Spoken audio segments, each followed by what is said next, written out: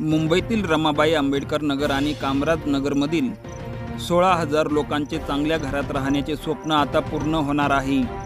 या स्थानकातील झोपडपट्टीतील लोकांना मोफत घरं मिळणार आहेत, ज्यामुळे त्यांचे जीवनमान सुधारेल। हे प्रकल्प त्यांच्या हक्कांची पूर्तता करण्याच्या दिशेने एक मोठा पाऊल आहे। मोफत घरे पुरविण्यासाठी पुनर्विकास प्रकल्पाला महायुती सरकारने 8,498 कोटींची मंजुरी दिली आहे।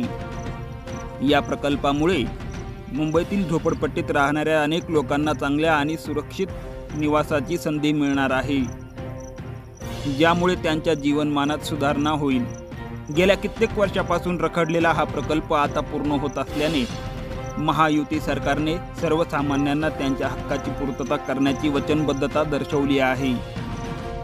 हे सरकार रयतेच्या कल्याणासाठी कार्यरत असल्याचे सिद्ध करते, ज्यामुळे लोकांना चांगल्या आणि सुरक्षित निवासाची संधी मिळणार आहे।